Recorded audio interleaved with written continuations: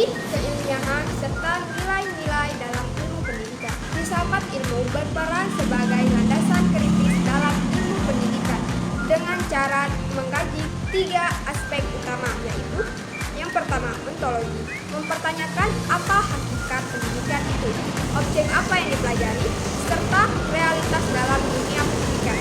Yang kedua, ada epistemologi, mengkaji bagaimana pengetahuan pendidikan diperoleh, metode apa yang digunakan, serta kebenaran ilmiahnya. Yang ketiga, ada aksiologi, menilai manfaat dan nilai-nilai yang terkandung dalam pendidikan, serta etika, moral, dan tujuan pendidikan itu sendiri. Dengan demikian, filsafat ilmu memastikan bahwa ilmu pendidikan tidak hanya secara ilmiah, tetapi juga bermakna dan bernilai. Pertanyaan yang kedua, bagaimana pendidikan yang bermakna dan bernilai turut memperkuatkan perkembangan filsafat ilmu?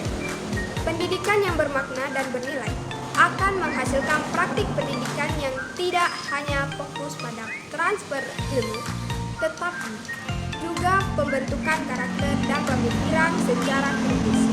Hal ini memperkuat filsafat ilmu karena yang pertama, mendorong refleksi terhadap tujuan pendidikan. Yang kedua, mengembangkan pemikiran secara kritis terhadap teori dan praktik pendidikan. Yang ketiga, mengkaji pendidikan secara sarana pembentukan manusia yang utuh, intelektual, dan moral, sehingga pendidikan menjadi ruang aktualisasi dan dari konsep-konsep filsafat ilmu. Soal yang ketiga atau pertanyaan yang ketiga, mengapa filsafat ilmu disebut sebagai pisau analisis, ontologi, epistemologi, dan aksiologi dalam membedakan persoalan pendidikan?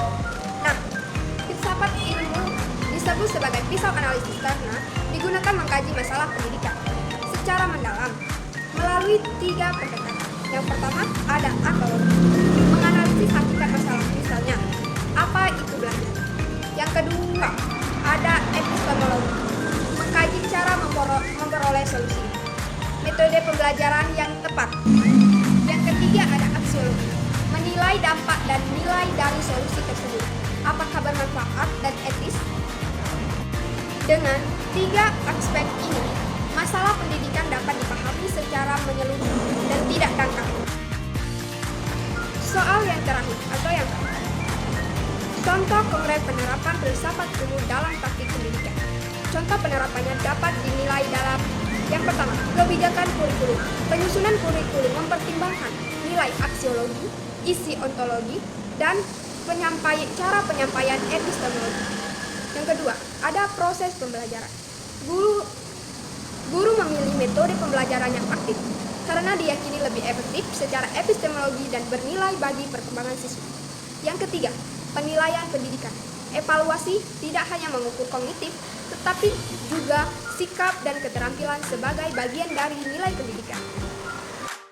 Kesimpulannya adalah, filsafat ilmu memiliki peran penting dalam pendidikan sebagai dasar berpikir kritis, alat analisis, dan penentu arah dan nilai pendidikan agar lebih bermakna, ilmiah, dan bermanfaat bagi kita.